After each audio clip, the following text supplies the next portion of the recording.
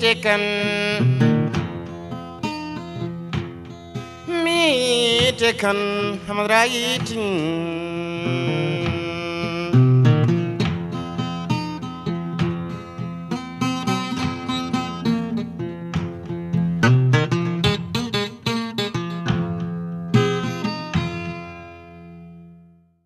Bonjour à tous, bon dimanche, bienvenue dans ce nouveau numéro du Grand Jury de RFM.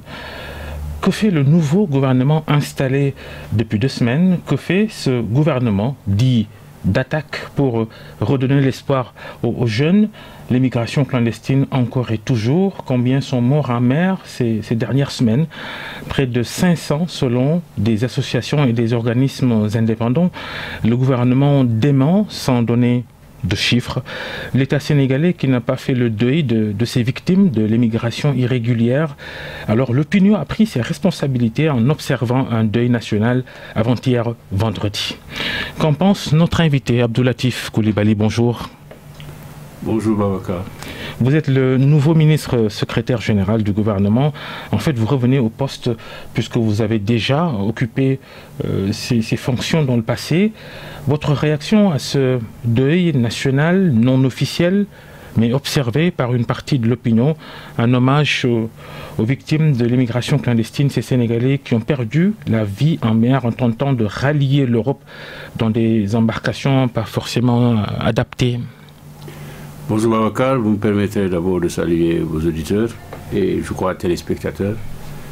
Je suis d'abord très peiné et touché par les nombreuses victimes qui sont décomptées, parfois on ne peut pas les décompter malheureusement. Mais pour votre question, je constate simplement que ces Sénégalais qui ont décidé de faire ce deuil sont dans un pays de liberté et qu'ils ont exprimé comme cela leur paraissait normal de le faire. Je n'ai vraiment pas de remarques particulières à faire par rapport à ça, sinon que de prier avec eux pour le repos de l'âme de ces jeunes qui sont perdus et à jamais. Alors, pourquoi les nombreuses initiatives, ça on y revient, les politiques de l'État, Abdoulatif Coulibaly, quels sont, d'abord, mais alors quels sont les chiffres du gouvernement sur cette nouvelle vague de voyages clandestins vers les côtes espagnoles notamment? Quel que soit le gouvernement au monde qui fait face à des situations pareilles, vous n'êtes pas en mesure de décompter et de dire voilà le nombre de partants et voilà le nombre de morts. Et c'est tout à fait normal et logique. Parce que dans toutes les embarcations de cette nature, comme dans les voyages en avion, il faut un manifeste de bord. Il faut savoir le nombre de personnes qui étaient à l'intérieur. Il faut avoir le repérage. Ils partent en clandestinité et personne ne fait de manifeste. Il est évident que personne ne peut savoir le nombre de personnes qui est parti. Et encore moins le nombre de victimes. Et cela se constate dans tous les pays du monde. Il n'y a pas d'exception à ça. Ce n'est pas une incapacité, mais c'est une impossibilité. Parce que simplement, ceux qui partent n'avertissent pas, ils se cachent pour partir, ils sont traqués par des patrouilles maritimes et par des patrouilles aériennes. À partir de ce moment, il n'est pas possible, je dis c'est une impossibilité matérielle d'avoir le nombre de personnes parties pour savoir le nombre de personnes mortes. Bon. Les services de l'État ne peuvent pas aller auprès de ces zones de départ, utiliser divers instruments pour savoir... Ça n'aurait pas été la clandestinité alors. Si c'était dans des lieux futés, dans des lieux connus, on les traque pour savoir où ils sont. Vous savez, parfois il est très facile par le bout de l'émotion et par la nécessité de faire du sensationnel, de dire des choses de cette nature. Oui, le gouvernement est incapable d'aller savoir qui peut au monde et quel gouvernement. Et les gouvernements les plus renseignés au monde ne sont pas capables de vous dire le nombre de morts dans des circonstances pareilles. Je crois qu'il faut revenir à des proportions beaucoup plus objectives et plus réalistes pour parler de cette question plutôt que de faire dans l'émotion qui traduit. Je peux comprendre que ça traduise un sentiment profond de regret, de malheur, de tristesse, mais s'abstenir quand même de vouloir faire des critiques qui ne peuvent en aucune façon être fondées par rapport à ça. Mais le gouvernement a la responsabilité de la vie de tous les Sénégalais, où qu'ils se trouvent.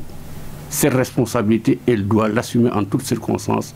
Mais elle peut l'assumer, elle ne peut l'assumer qu'avec le concours de tous les citoyens du pays, sans exception. Ce démenti du gouvernement, par exemple, Abdoulatif Coulibaly, sur cette pirogue qui a pris feu au large de Mbour.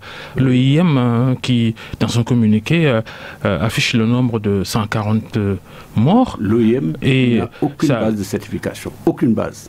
Ils n'ont pas de navire. C'est une branche de l'ONU qui dispose peut-être de ces leviers. C'est l'ONU qu'on va s'émouvoir parce que c'est l'ONU. Mais l'ONU utilise tout le temps les moyens des États parce qu'ils ne disposent pas de moyens pour le faire. Ça peut impressionner peut-être certains, mais pas moi par rapport à ça. Pour avoir pendant longtemps, en tant que consultant, servi dans les rangs de l'ONU et dans des zones de guerre catastrophiques où l'ONU s'en réfère aux moyens des États. Vous voulez dire que l'ONU a fait preuve de légèreté sur cette... sûr, comme il l'a souvent fait dans beaucoup de cas. Oui, et je l'assume. Abdoulatif Coulibaly, notre invité devant le grand jury d'RFM, pourquoi le président Macky Sall n'a-t-il pas pris la parole ici pour se prononcer sur ces drames de l'immigration clandestine? Pourquoi a-t-il préféré attendre d'aller jusqu'en France, au Forum de la paix de Paris, pour dire un mot sur la question?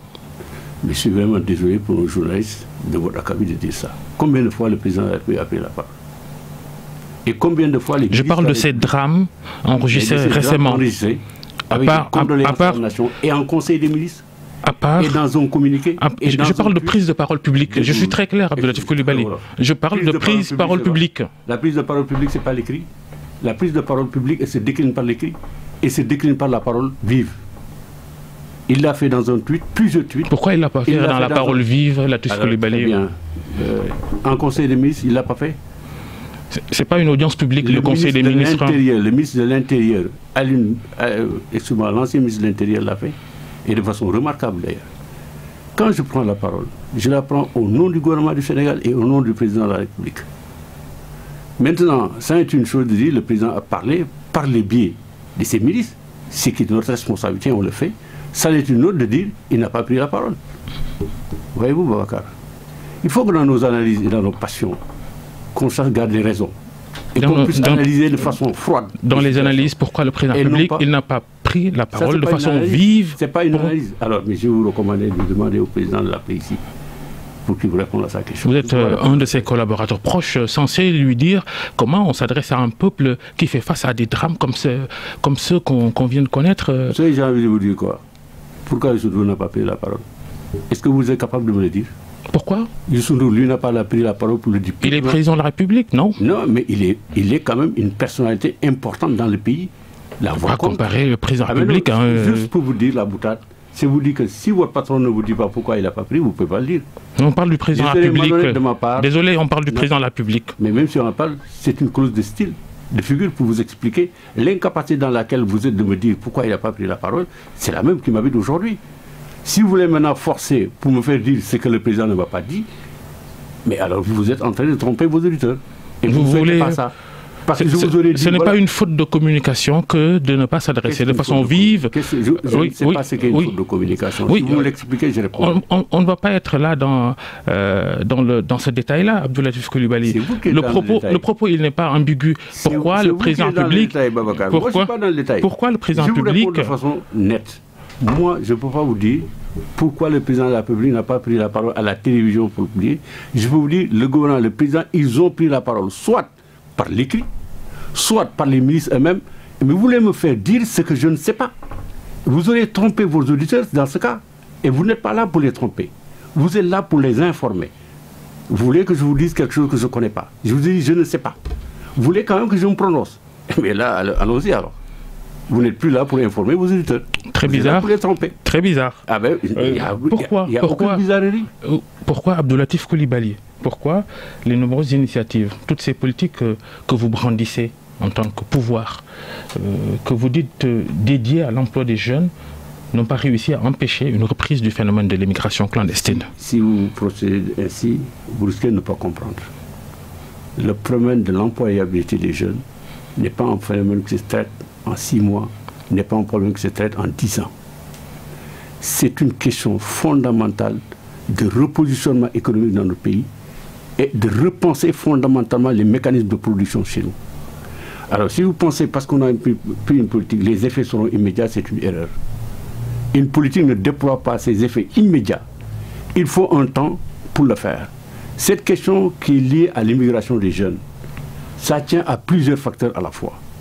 C'est le profil de l'économie que nous avons, où vous avez 70% des jeunes qui vous demandent, ou 64% précisément, de l'emploi, n'ont pas effectivement des capacités de faire un emploi, sinon que des emplois subalternes. Il faut réorienter ça, faire en sorte que cette employabilité soit une évidence dans le pays. Ça ne prend pas 2 ans pour le faire, ça ne prend pas 3 ans pour le faire. Nous sommes dans les environs d'une vingtaine d'années, d'une trentaine d'années, parce qu'il s'agit de reconfigurer totalement le système de production et de formation dans notre pays. Pas évident, mais les programmes sont là, on les déploie. Leur effectivité et le déploiement dans le temps, ce n'est pas parce qu'on veut le faire aujourd'hui que ça va s'opérer. Évidemment. Ça, au moins, on le comprend. Pourquoi le président de la République, il a promis lors de la dernière campagne électorale pour la présidentielle 1 million d'emplois pourtant? Vous parlez d'effets qui ne sont pas forcément immédiats. 750 000 emplois directs, indirects ont été créés pendant le septennat qu'il a fait. Aujourd'hui, nous sommes à peine à 1 an et demi du mandat qu'il a dû, deuxième mandat. Vous voulez tout de suite qu'on décline les effets? On n'a pas une évaluation détaillée de ces 750 000 emplois. Vous ne l'avez pas, vous. On ne l'a pas. Vous ne l'avez pas lu. Et c'est dommage. C'est écrit où? C'est écrit où?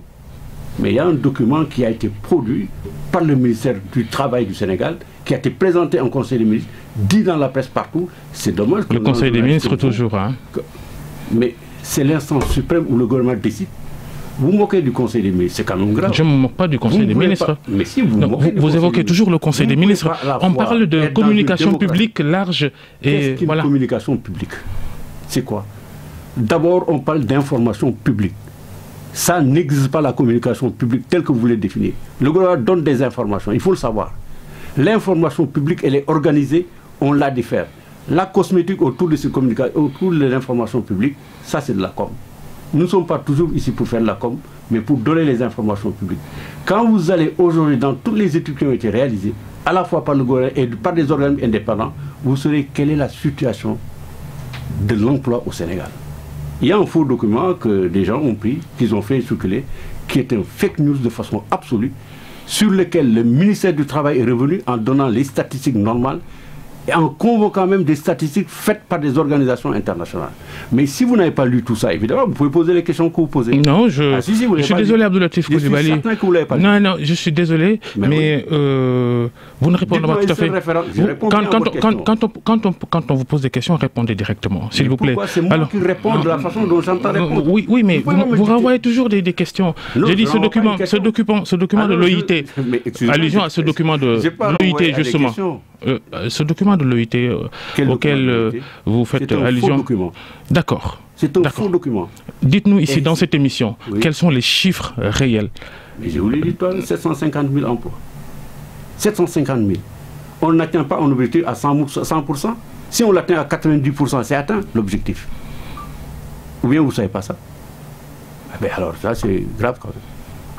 Abdoulatif Coulibaly, la suite de cette émission, le gouvernement du 1er novembre, qui a été annoncé au moment donc où des centaines de jeunes Sénégalais bravent les aléas de la mer pour rejoindre l'Europe, cette équipe gouvernementale retouchée, remaniement léger, c'est pour, dites-vous, justement répondre à ces questions. On se demande ce qui change quand on voit ces 5 nouveaux ministres qui entrent, quand on constate également que la majorité des membres de ce gouvernement sont de l'équipe sortante et qu'ils gardent presque tous les mêmes fonctions. Ça va changer quoi comparé à l'équipe précédente et par rapport aux 8 ans que Macky Sall a déjà passé à la présidence de la République? Avocat, je sais que vous aimez bien les faits. Le gouvernement n'a jamais dit que le gouvernement qui a été changé, c'est pour faire face à la situation des jeunes qui bravent la mer. C'est pas exact. C'est d'autant plus placé pour le dire que le soir même où ces décisions ont été prises, le gouvernement dissous, c'est moi-même que le président de la République a appelé en me demandant d'aller commenter à la télévision nationale ce qui a été dit. Voilà ce qui a été dit. Je le répète d'abord. Après avoir observé le travail du gouvernement, j'ai décidé de dissoudre. Ce n'est pas parce que je ne fais pas confiance à mon équipe. C'est parce qu'il arrive dans la dialectique des choses, que des changements s'imposent. Et ces changements se justifient par la volonté que j'ai d'engager davantage un travail en vue de faire face à plusieurs priorités dans le pays. Et on les décline, ces priorités-là. Entre autres, au problème de la jeunesse, à l'emploi des femmes, à la santé. Voilà les raisons pour lesquelles le président a dit qu'il dissout le gouvernement. Ceci dit, les jeunes qui bravent l'océan et partent. Ce n'est pas que par la mer. Avant-hier, on a rapatrié plus de 250 jeunes de Dakhla. Ils partaient par la route. Il faut qu'on soit plus rigoureux dans l'analyse des faits et dans la convocation des faits qui nous permet de faire nos analyses. Depuis longtemps et depuis toujours, les jeunes ont quitté le Sénégal pour partir. Vous les voyez partir par des moyens légaux ou vous les voyez partir par des moyens illégaux. Et c'est l'une des raisons d'ailleurs pour lesquelles... Cette nouvelle vague via les pirogues, ça fait longtemps qu'on n'a pas vu. Oui, mais ça fait longtemps qu'on n'a pas vu. Ça fait longtemps que ça a cessé. C'est parce que ça a recommencé. Ça veut dire qu'il y a eu, à un moment donné, une période de répit où on ne le voyait plus. Et ça, vous ne le dites pas. Ça fait quand même 8 ans, ou plus de 8 ans, qu'on ne voyait plus ce phénomène. Et il y a des raisons qui l'expliquent. Entre autres, l'envie d'aller ailleurs, d'améliorer sa situation en pensant justement qu'en y allant, on va y arriver. Mais au-delà de l'envie, il y a également quelque part une certaine mentalité liée au fait que l'AR appelle souvent les jeunes. Ce n'est pas simplement les jeunes désœuvrés. Il y a des jeunes qui ont le bac, qui ont la possibilité de faire les études au Sénégal, mais qui vont chercher ailleurs. Il peut arriver dans la vie de quelqu'un qu'il veuille partir. Il peut arriver qu'il y ait des contraintes qui font qu'il parte. Tout ça s'explique. Et c'est tout. Mais ce n'est pas un élément qui explique. C'est des raisons économiques. Voyez-vous, Babacar, on est tous tristes de voir un père de famille embarqué dans une pirogue, un enfant de 15 ans, qui doit être protégé, faire l'éducation. On l'embarque comme ça. Ça vous interpelle en tant qu'autorité? Mais ça interpelle toute la nation. Au premier chef, ça interpelle au premier chef le père de famille qui l'a fait. Et c'est l'une des raisons pour lesquelles d'ailleurs... Je parle global, ces vagues... Je parle à la fois de global et de cas spécifiques. Parce que la globalité induit en erreur toujours. Il faut que nous parlions de cas spécifiques pour mieux comprendre pour vous, ce qui se passe, la globalité dans laquelle ça ne signifie pas forcément l'échec des politiques publiques mises en place depuis des années pour donner de la subsistance aux jeunes Sénégalais. Ça signifie le processus de recherche d'un profil économique difficile pour un pays en voie de développement, difficile pour tous les pays en voie de développement et même pour les pays développés. Le taux de jeunes qui quittent la France pour aller en Angleterre, pour aller en Allemagne, pour aller aux États-Unis, pour aller au Canada est exceptionnellement élevé. Ce n'est pas simplement dans nos pays sous-développés. Loin d'être comparable, à ce qui se passe ici. Malheureusement, puisque l'Europe a fermé ses frontières à tout le monde, ces phénomènes étaient constatés largement dans les années 70. J'étais moi à l'université à l'époque. Mais à l'époque, nous avions des visas et on y allait tranquillement. Mais maintenant, on ne l'a plus. Plus les autres se ferment sur eux-mêmes, plus les autres rendent la situation difficile pour l'ensemble des pays du monde, et je comprends même pour des raisons internes qu'ils le fassent, mais il y a des conséquences chez nous. Et de but en blanc, dire simplement qu'il y a l'échec des politiques publiques, et c'est ça qui explique ça, c'est pas tout à fait vrai. Parce qu'il y a des questions sur lesquelles les politiques publiques ont réussi, et ça n'empêche pas les jeunes d'aller, de partir. Vous savez, ces analyses radicales de type « c'est l'échec, c'est l'échec », on ne peut pas le dire, Babacar. Moi, quand j'allais au lycée, dans les années 70, vous savez, il y avait combien de lycées au Sénégal? Il y en avait 9. Il y a combien de lycées au Sénégal aujourd'hui? Je n'ai jamais pensé un instant de ma vie qu'une université installait un campus chez moi à Sokone. Jamais. Ce n'est pas un échec total. Il y a des difficultés dans certains domaines. Il y a des avancées majeures. C'est la vérité. Il y a combien d'universités au Sénégal aujourd'hui? Il y en a 6 à peu près. Sans compter les instituts supérieurs de formation professionnelle. Sans compter les grands collèges, les instituts. Et quelles conditions dans ces universités? C'est un autre débat. Mais là, vous posez un autre problème. Je vous dis, il n'y a pas d'échec fondamental. Il y a des difficultés et on les reconnaît. Mais si on n'est pas toujours à même, du point de vue de l'analyse, de faire le départ à ce qu'on peut appeler un échec et des difficultés liées à des conditions particulières d'un pays sous-développé, on n'y est pas. La question c'était ce gouvernement remanié légèrement, ça change quoi dans la vie des Sénégalais? Mais le problème, ce n'est pas en termes de gouvernement qui change ou qui ne change pas de 2 ou de 5. Pourquoi changer le gouvernement alors, Abdoulatif Coulibaly? Quand on change le gouvernement, on veut que... Je vous ai expliqué de façon très claire ce pourquoi le gouvernement a été changé. Le président l'a dit, il a expliqué, je vous l'ai expliqué tout à l'heure. Mais vous n'avez pas voulu entendre, évidemment. C'est ces nouvelles entrées, ces nouvelles arrivées dans le gouvernement, Oumar Sarr, ex-PDS, leader du PLD, nouveau parti, et de façon plus globale, le ralliement d'opposants au pouvoir, la nomination d'Idrissa Seck à la présidence du Conseil économique, social et environnemental, l'étonnement d'une importante partie de l'opinion qui ne croit pas en l'argument de la relance économique qui justifie donc pour vous ce recrutement de personnalités de l'opposition. Alors quelles sont les autres visées de Macky Sall dans sa démarche? Donc je voudrais vous donner une réponse en 3 temps. Si vous permettez, c'est une question importante que vous avez posée. D'emblée, je vous réponds en disant ce qui s'est passé est une tradition au Sénégal. Ce n'est absolument pas du tout une nouveauté. C'est d'ailleurs l'une des caractéristiques principales du système politique sénégalais et l'une des références principales par laquelle on adresse la question au Sénégal de la démocratie. Je vais vous dire, en 1946, et permettez-moi de répondre, Léopold Sédar Senghor et Lamine Gueye sont colistiers. Lamine Gueye est là, Senghor se détache en 1948 et fait son parti, le BDS. Les socialistes unitaires, à la tête desquels se trouvent Obey Diop, Abdoulaye Fofana, quittent la SFIO et retrouvent Léopold Sédar Senghor au congrès de Rialto. Lamine Gueye isolé, il reste un bon bout de temps dans l'opposition à Senghor et il le rejoint. C'est à partir du moment où il l'a rejoint qu'ils ont construit l'arrivée de l'indépendance au Sénégal et qu'ils ont fonctionné dans un triumvirat, je dirais, Lamine Gueye, Mamadou Dia et Léopold Sédar Senghor. Ensuite, qu'est-ce qui s'est passé? Il y a eu ensuite le PRA Sénégal, qui est venu rejoindre avec la bande d'Abdoulaye Ly, Tchernoba et autres. Ils ont rejoint. Et Lamine Gueye a rejoint Senghor, ils ont constitué le BPS. C'est une tradition estampillée démocratie sénégalaise. C'est peut-être, je n'ai pas fait l'étude pour le savoir, mais je peux l'imaginer, l'une des raisons fondamentales qui font que nous n'avons jamais eu dans ce pays des contradictions exacerbées au point de remettre en cause la construction nationale et l'unité nationale. Je le suppose, je viens encore. Venons dans une époque plus récente.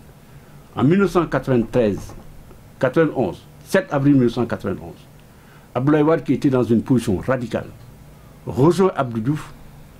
Je me souviens, la LD restait dehors, plus avec d'autres partis.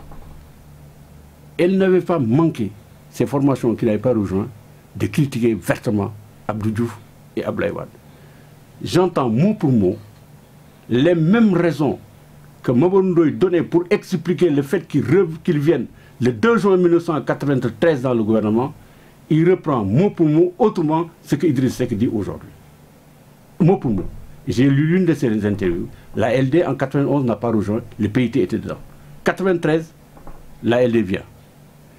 Parce qu'elle était là, et heureusement que probablement l'histoire de médecine extrêmement grave a pu trouver quelque part des solutions qui ont peut-être évité au Sénégal le pire, même si un magistrat est mort. Et ça s'est passé dans ces conditions-là. Dans ces conditions, je crois franchement et honnêtement qu'il y a quand même quelque chose de vertueux dans ça, quelque part. Parce que si on suit votre raisonnement, ça voudrait dire que l'opposition sénégalaise a été la plus nulle d'Afrique. Mais c'est la seule qui a réussi, dans des conditions pacifiques, une alternance politique par 2 fois. Quelle est donc la nullité de cette opposition-là qui se retrouve à des moments donnés, précis, avec le pouvoir, pour négocier des choses qui sont importantes et en vue de pacifier le pays et de mieux travailler. Si nous avons eu le code consensuel dont on parle aujourd'hui, et qui est tant chanté d'ailleurs... Ce qui a fait votre raisonnement, Abdoulatif Coulibaly, ce qui a fait votre raisonnement, c'est la comparaison qui n'est pas forcément la bonne comparaison. Vous parlez de crise, vous parlez de tension. On n'en est pas là aujourd'hui en 2020. Je ne compare pas. Je vous explique ce qui se passe aujourd'hui. Ce qui se passe aujourd'hui est à la lumière de l'histoire. Qu'est-ce qu'on dit? L'avenir se construit à la lumière de l'histoire, du présent et du passé. C'est ça que je vous explique. Toute analyse, je veux dire, qui est une démarche dialectique et qui est une démarche intelligente par rapport aux faits qu'on analyse, et à la fois du passé, du présent, et les perspectives se décident. Oui, d'accord. Voilà. Mais franchement, Abdou Latif Coulibaly... Je sais que vous êtes gêné parce que c'est une analyse. Oui, oui. Vous aimez toujours dire des raccourcis, laissez-moi poser raccourcis et des généralités et des globalités. Dans lesquelles on ne comprend rien du tout. Pourquoi votre analyse, elle est défaillante? Parce que le principal concerné dans cette affaire, Idrissa Seck, lui-même dit qu'il discute avec Macky Sall depuis 15 mois. Alors, que ça change, oui, ça change quoi? Ça change que durant ces 15 mois, le pays ne vit pas une crise profonde qui justifierait des compromis et compromissions entre pouvoir et opposition. Mais qui vous a dit que c'est des crises profondes qui justifient? J'ai jamais dit ça, moi. Sur 93, vous évoquez l'assassinat de Maître Sy qui a rapproché les uns et les autres pour trouver une issue pacifique à la situation de l'époque. C'est faux. J'ai dit la LD en 93 a rejoint, et si l'affaire Maître Sy a été pacifiée, qu'Abdoulaye Wade est arrivé en 95 dans le gouvernement, entre autres, c'est sans aucun doute sa participation dans le gouvernement. Pourquoi vous déformez ce que je dis? Je n'ai pas dit ce que vous avez dit. Je vous ai expliqué le processus par lequel on est arrivé à ça. Et j'ai conclu en disant, la conclusion à laquelle vous avez abouti en disant, cela traduit la vacuité de l'opposition sénégalaise et du pouvoir politique. Je dis pas tant que ça. Parce qu'on a engrangé des résultats probants par rapport à la démocratie. Et la manifestation la plus spectaculaire, c'est l'alternance de 2000 et l'alternance de 2012. Voilà ce que j'ai dit. Que vaut maintenant la parole des politiques à nouveau discrédités? Idrissa Seck qui était en antagonisme quasi radical avec Macky Sall et qui avait décidé qu'il n'occupera plus jamais des fonctions par décret. Vous en pensez quoi? Vous attendrez d'inviter Idrissa Seck pour lui demander ça. Vous-même, Abdou Latif Coulibaly, parliez d'Idrissa Seck en 2015 en ces termes. Idrissa Seck entretient un rapport très problématique avec le travail. De deux choses l'une, il a eu le sentiment qu'on lui a volé quelque chose, ou le sentiment qu'il devait nécessairement être là où nous sommes. Dans l'un ou l'autre cas, c'est un défaut terrible et ça pose un problème pour la crédibilité de l'homme lui-même, mais aussi dans son rapport à la société et à la communauté. C'est ce que vous pensez toujours d'Idrissa Seck? D'abord, je vous dis, ce que je dis hier dans mes écrits, je les confirme aujourd'hui devant vous. Je ne retire pas un mot de ce que j'ai dit. D'abord, ce n'est pas moi qui ai mis Idrissa Seck dans le gouvernement. Il faut le savoir, au moins. J'ai pas dit ça. J'ai dit, est-ce que vous pensez toujours la même chose à son propos? Si c'est moi qui devais le mettre dans le gouvernement, vous m'auriez posé la question, ça aurait eu un sens. C'est pas moi. Je le dis. Mais c'est pas parce que c'est pas moi que je ne soutiens pas ce qui est fait aujourd'hui. Non, du tout, ça n'a rien à voir. Êtes-vous cohérent mais alors? Si vous me demandez par rapport à mes analyses, vous pensez que je ne suis pas cohérent? Est-ce que vous pensez que tous les gens qui sont à des niveaux de responsabilité ont toutes les qualités pour le faire? Vous le pensez-vous? Ou ils ont toutes les vertus pour être là où ils sont? Mais non. Mais il n'empêche qu'ils sont là. Probablement, il y a des gens qui sont plus méritants que vous d'être ici, et des gens plus méritants que moi pour être secrétaire général du gouvernement. Mais c'est vous qui êtes là, et c'est moi qui suis là. Vous pensez toujours la même chose de lui? Mais je vous dis, je ne retire pas un mot de ce que j'ai écrit. Vous voulez que je vous le dise autrement? Ou comment? Macky Sall va-t-il faire d'Idrissa Seck son dauphin, Abdou Latif Coulibaly, comme le pensent certains? Les spéculations, ça franchement, c'est pas mon fort. Quand j'étais journaliste, j'ai parlé des faits, pas de spéculer comme ça. Vous avez fait plusieurs analyses dans cette émission. Oui, mais je n'ai pas analysé ça. Voilà. Parce que pas une analyse, c'est une spéculation. Macky Sall pense-t-il se représenter à la présidentielle? Vous savez, quand j'ai appris quelque chose en journaliste, vous l'avez certainement appris aussi. Le journaliste a la liberté de poser des questions qu'il veut et l'interlocuteur le droit de refuser de répondre. Je ne réponds pas à ces questions. Où est passé le courageux Latif Coulibaly, tant choyé justement par ses jeunes confrères? Que je ne suis pas courageux, d'autres Sénégalais pensent le contraire. Quelle est votre opinion sur le débat sur le 3e mandat? Vous pensez être plus malin que moi, j'ai beaucoup plus d'expérience que vous pour ne pas répondre à votre question. Le livre de Thierno Alassane Sall, le protocole de l'Élysée, confidence d'un ancien ministre sénégalais du pétrole, de graves accusations de corruption sur l'attribution de licences de pétrole et de gaz, dans lesquelles le président de la République du Sénégal, son frère Kadé Aliou Sall et d'autres personnalités d'anciens ministres sont cités. Le président Macky Sall n'a jamais réagi à ces accusations très graves contenues dans ce livre écrit par son ancien ministre. Pourquoi? Vous savez, moi je vous dis une chose. Ce que je pense de Thierno Alassane Sall, je l'ai développé dans 7 pages dans mon dernier ouvrage. Je l'ai dit, je répète. J'ai dit en résumé ceci. Il est très facile d'accuser. Je vais vous donner un exemple type.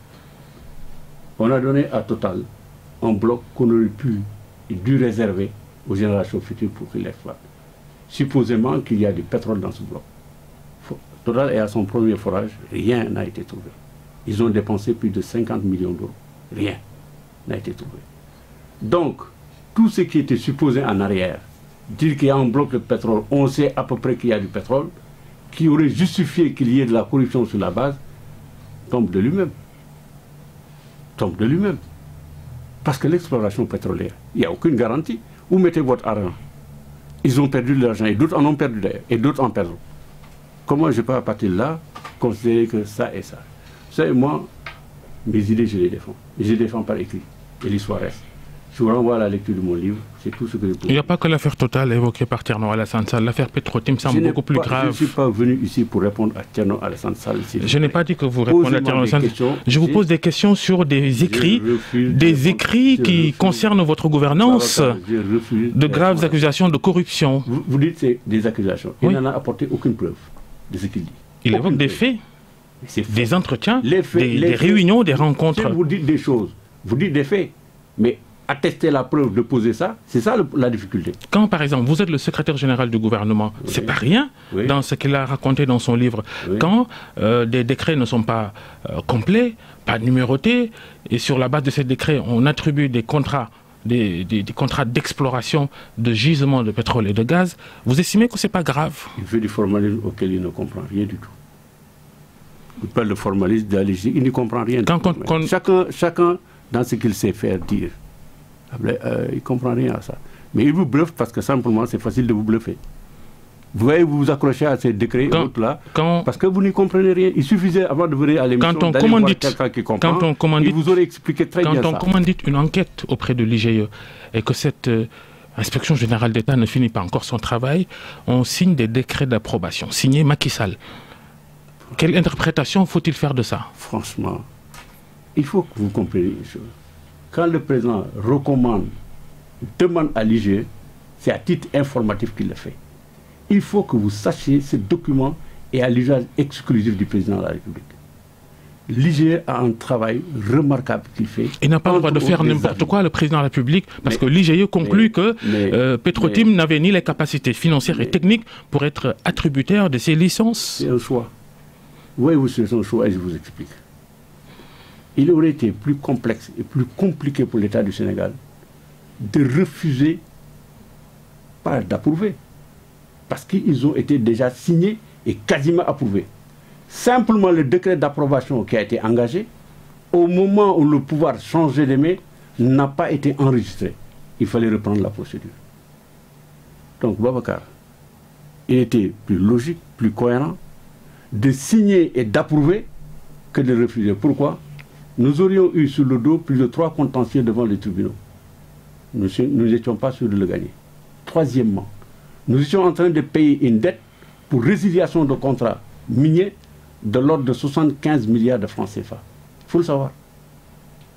Quand vous arrivez au pouvoir, vous êtes en face de vous avec des risques énormes d'être encore condamné, de payer encore probablement 100 milliards de francs CFA.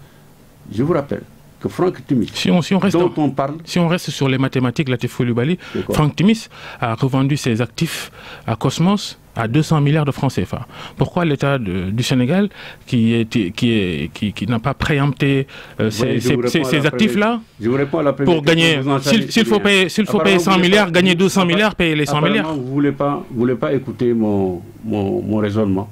Ça vous aurait permis de comprendre. Simplement. Quand vous dites on aurait dû signer, on n'aurait pas dû approuver, je vous démontre par A ou B qu'il était plus simple pour lui d'approuver, d'éviter un contentieux éventuel, et même, heureusement qu'il a signé. Parce que s'il n'avait pas signé, qu'est-ce qui serait passé? Le bloc aurait été en contentieux probablement aucune compagnie n'aurait repris ce bloc-là. Qu'est-ce qui serait advenu aujourd'hui? On n'aurait pas découvert du gaz ou du gaz. Voilà la réalité des choses. Il a signé, on a découvert du gaz. Et si on n'avait pas signé, la partie à l'ouest, si elle avait signé, qu'est-ce qui serait passé? Vous savez, les bassins sont communicants. Quand ils signent, c'est quoi? Ils commencent à exploiter avant nous. Ils pompent le gaz chez nous. C'est aussi simple que ça. La main de Dieu a fait que le président a signé et a approuvé. Ne l'aurait-il pas fait, nous aurions sans aucun doute perdu. Parce que le gaz est à cheval sur les deux pays.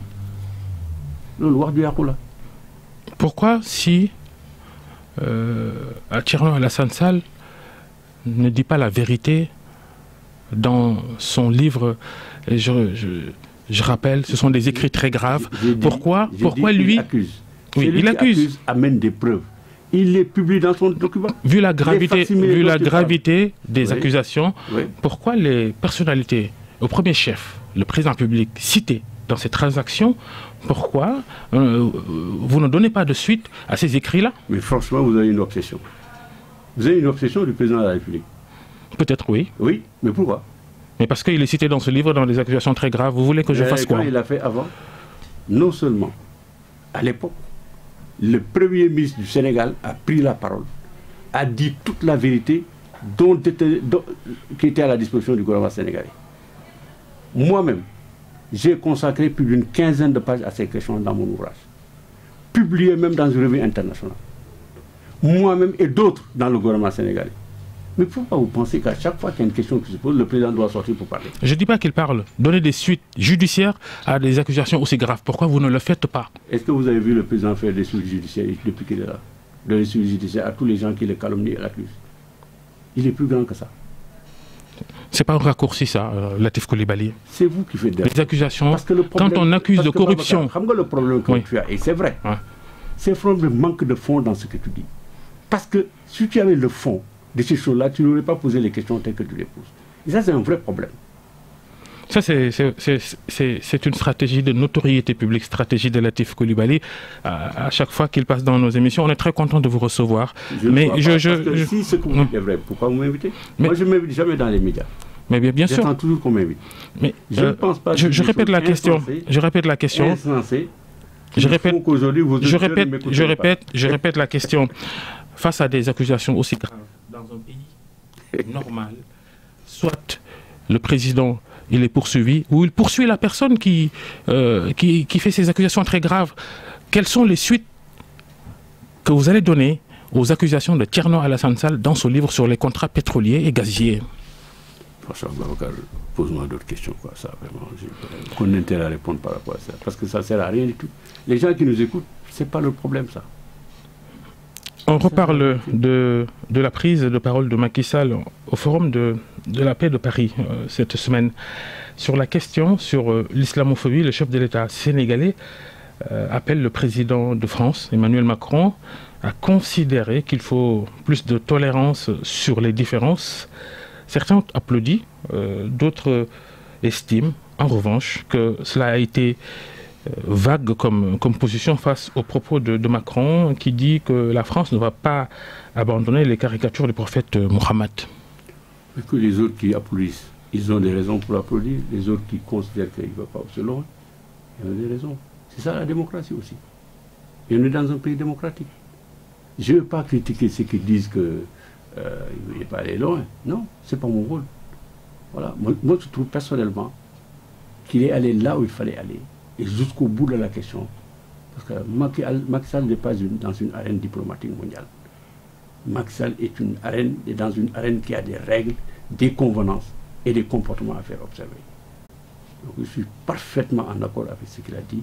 Et je pense qu'il est allé aussi loin qu'un chef d'État qui respecte les usages, les coutumes dans la diplomatie font. Voilà. Macky Sall face à l'avenir. Surtout sur le plan politique. Ces personnes qui ont été... Si j'avais les possibilités, je vous trouverai une audience avec lui et une interview. Et alors, moi, je pas Macky Sall. On va commenter un peu ces sorties de personnalités du gouvernement. On va les citer toutes peut-être, ces personnalités. Amadou Ba, Matar Cissé, Aly Ngouille Ndiaye, Oumar Youm.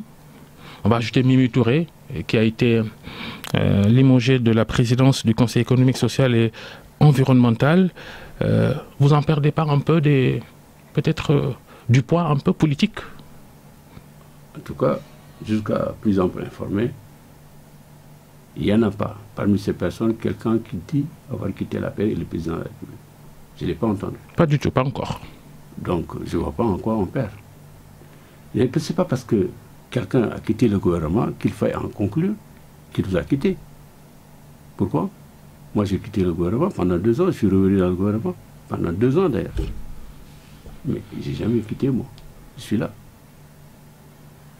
C'est étonnant, ça n'arrive que dans les pays sous-développés comme chez nous. Dès que quelqu'un sort du gouvernement, on le considère comme un ennemi du pouvoir. Ce n'est pas ce que j'ai entendu de la bouche d'Aly Ngouille Ndiaye. Ce n'est pas ce que j'ai entendu de Amadou Ba. Ce n'est pas non plus ce que j'ai entendu de Youm. Vous ne citez pas Aminata Touré. Il est vrai, non, je vis à Aminata Touré. Il est vrai qu'Aminata Touré est parti. Vous les journalistes, vous avez relevé qu'il n'a pas mentionné une seule fois le nom de Macky Sall. C'est son droit le plus absolu. Comment vous prenez ça à la présidence par rapport à ça. Si moi je ne suis plus à la présidence, je suis au secrétaire général du gouvernement. Vous l'oubliez? Non, je ne suis pas à la présidence, je suis au secrétaire général du gouvernement. Il faut attendre que quelqu'un de la présidence vienne pour que vous lui posiez la question. Quelle interprétation faut-il faire de ce discours d'Aminata Touré, son discours de départ du CES, qui ne cite pas le président de la République? Je crois que c'est Aragon qui disait, de 2 interprétations d'un phénomène d'une chose, je préfère toujours avoir l'interprétation la plus positive possible. Je l'interprète positivement. Et si demain, toutes ces personnes limogées se retrouvent face à vous On avisera demain. Demain n'est pas encore aujourd'hui. Ils vous font pas peur? Ils vous font pas peur? Si vous avez peur en politique, il ne faut pas vous y engager. La politique est un vrai combat. Un combat d'idées, un combat d'idéal, une détermination et le courage. Si vous ne l'avez pas, quittez l'arène politique. Abdou Latif Coulibaly, natif de Sokone, vous aimez bien citer votre fief. Prochaine élection au Sénégal, les territoriales. Vous vous intéressez toujours à la mairie de votre ville, Sokone. Vous serez candidat? D'abord, ce n'est pas moi qui suis candidat, c'est mon parti qui cherche un candidat. En coalition pour être précis, peut-être. En tout cas, la majorité à laquelle j'appartiens. Si je suis désigné, je l'assumerai avec fierté. Et j'ai envie que je sois désigné. Vous comprenez? Si ma majorité me désigne comme candidat, j'en serai fier. Et j'ai envie que cela soit ainsi. Votre retour aux affaires, après la pause porte-parole de la présidence de la République, auriez-vous aimé être à la tête d'un ministère plein, un portefeuille, comme vous avez été à la culture? Les acteurs culturels ont réagi à cette émission. Ils disent que vous étiez un très bon ministre de la Culture. Est-ce que vous auriez aimé disposer d'un portefeuille plein pour peut-être montrer d'autres compétences? Je vous réponds de façon quelque peu triviale. Auriez-vous aimé être directeur général de Immédiat? Je vous l'avoue, je lorgne le fauteuil de Bérandour, oui. Voilà, donc c'est normal que les gens aient cette ambition partout. Pourquoi vous en avez et que les autres n'en auraient pas? Voilà, c'est ça. La vie, l'être humain est fait d'ambition, de projets. Et c'est normal. Je ne vous le reprocherai pas. Est-ce que... Je ne fais pas partie de ceux qui reprochent aux autres d'avoir des ambitions. Les ambitions, elles sont légitimes. Quand ce remaniement ministériel intervenu le 1er novembre a été annoncé, beaucoup s'attendaient à des changements beaucoup plus importants. À l'arrivée, léger remaniement. En termes quoi? En termes d'entrée et de sortie, surtout. En termes quantitatifs. Oui. Vous pensez que le quantitatif, c'est ça qui règle un problème? Non, je ne dis pas encore ça, je n'ai pas terminé la question. Est-ce que ça, c'était le schéma de Macky Sall, ce gouvernement-là? Pourquoi vous obstinez à croire que je peux vous répondre à la place de Macky Sall? Ça m'étonne quand même. Y aura-t-il d'autres ralliements, Malick Gakou, d'autres qui taperaient à la porte de la coalition au pouvoir? C'est vrai que je suis fils de marabout, mais je n'ai jamais été un devin. Mon père était marabout reconnu, un homme de Dieu, mais il ne m'a pas appris ces sciences ésotériques. Je ne peux pas vous dire. Franchement, quoi. Je suis incapable de vous répondre. Voilà. C'est aussi simple que ça. La recomposition recomposition de l'opposition. Ouais. Vous et d'autres partis politiques travaillez via le dialogue national et dans sa commission politique sur le statut de l'opposition et de son chef. Cette recomposition-là, parce qu'à vos heures perdues, vous êtes analyste aussi, au-delà de vos fonctions publiques, de vos charges publiques. Je le fasse maintenant. Si alors, je le fais dans des bouquins. Alors, l'opposition, le chef de l'opposition, ce titre doit revenir à qui, à votre avis? Je pense que la question a été réglée par le dialogue national, sans aucun doute. Probablement, peut-être ces solutions seront avancées. Je ne connais pas le contenu, mais je pense que ça fait partie des consensus qui ont été retenus. Sinon, c'est une question réservée. Honnêtement, je ne saurais vous dire. Honnêtement, et si je suis honnête avec vous, je ne saurais vous dire. Mais il sera décidé de toutes les manières. Par qui de droit? Faut-il s'attendre à ce que Abdoulaye Wade, son fils Karim Wade, rejoigne le cercle du pouvoir, puisque Idriss Seck, de façon surprenante, vous a rejoint? En tout temps, je n'ai pas eu de pouvoir devin. On a parlé tout à l'heure, là, je vous ai dit que je ne suis pas un devin, je ne sais pas. Aimeriez-vous, je ne suis pas non plus mage. Aimeriez-vous voir Abdoulaye Wade, son fils et les autres vous rejoindre? Moi, je n'ai pas à vouloir ou à avoir non. Moi, je suis un acteur politique, un militant politique. J'ai un chef en termes politiques. Quand il élabore une politique, il la présente, j'y adhère. J'ai le droit de ne pas y adhérer. Si je n'y adhère pas, je sais ce qu'il faut faire. Je ne reste pas à l'intérieur et avoir ma grande gueule pour parler. Quelqu'un a dit, il s'est resté dans ma mémoire, un ministre, il ferme la gueule ou il parle. Le jour où je dois ouvrir la bouche pour dire quelque chose qui est contraire au fondement de notre politique, croyez bien que j'ai suffisamment de courage pour partir. Voilà. Abdou Latif Coulibaly, on aborde la question de l'éducation. Cette question que le gouvernement ne tranche pas. Hein, ces écoles privées qui réclament des arriérés aux yeux des parents d'élèves non dus avant d'engager encore les élèves pour cette nouvelle année scolaire. Qu'en pensez-vous? Encore parfois, c'est très paradoxal dans notre pays. Vous voulez qu'on soit dans un régime de droit. Vous tous, moi. Un régime de droit où les droits de chacun sont respectés. Et par l'autorité suprême, c'est ça un état de droit. Vous voulez qu'un litige entre des individus, entre des partis, que le gouvernement s'élève d'autorité et les règle, dans un sens ou dans un autre. Alors que les tribunaux sont là s'il y a un conflit pour le régler. Le gouvernement pourrait intervenir autrement. Ce que le gouvernement a fait, c'est sa responsabilité du gouvernement. Il a aidé les écoles privées. Il a fait le maximum qu'il pouvait faire pour éviter des genres de situations pareilles. Le gouvernement a pris ses responsabilités. Maintenant, c'est aux parents d'élèves de prendre les leurs. Et le ministre de l'Éducation nationale leur a bien indiqué ce qu'il fallait faire. Du moins, si j'en crois, ce que les médias, y compris votre radio, a dit. Allez vers la justice. C'est ça qu'il a dit, non? En tout cas, j'ai entendu sur votre radio. Alors, et vous voulez que devant l'urgence pour les enfants de rejoindre l'école, on va laisser le temps de... Devant l'urgence, chaque parent d'élève... Le gouvernement, il dit non, réglez votre problème, c'est ça? Vous pensez devant l'urgence de quelqu'un qui est sorti de son logement, il n'a pas où dormir, le gouvernement va le régler. Mais c'est la même chose. Il n'y a aucune différence. Il n'y a aucune différence. Ce n'est pas parce qu'il met en jeu l'avenir des enfants, mais des gens qui sont expulsés de le logement. Il y a une urgence, ils dorment à la belle étoile. Pour autant, le gouvernement va se lever avec le procureur. J'ai bien peur que votre comparaison ne soit malheureuse aux yeux de nos auditeurs. Parce que simplement, vous y allez sans état d'âme là. Hein. Non, c'est pas exact ce que vous dites. Il y a des pays où on fait des expulsions de masse. Parce qu'il y a des différences sur le loyer.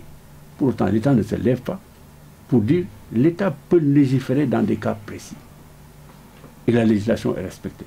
Dans le cas où on fait une rétention des notes, on ne donne pas les notes, où les parents d'élèves sont là face à un mur des écoles privées, mais c'est d'abord aux parents d'élèves d'agir et d'utiliser les voies de droit. Nous sommes dans un état de droit. Je n'exclus plus la possibilité que le gouvernement aide à régler la question, mais pour l'instant, on n'en est pas là. Merci Abdou Latif Coulibaly d'être passé devant le grand jury d'RFM. Je rappelle, vous êtes le ministre secrétaire général du gouvernement. Merci à Abdou et Yaya. Merci à Magui, Digital. Restez avec nous, les programmes continuent. Le grand jury revient la semaine prochaine.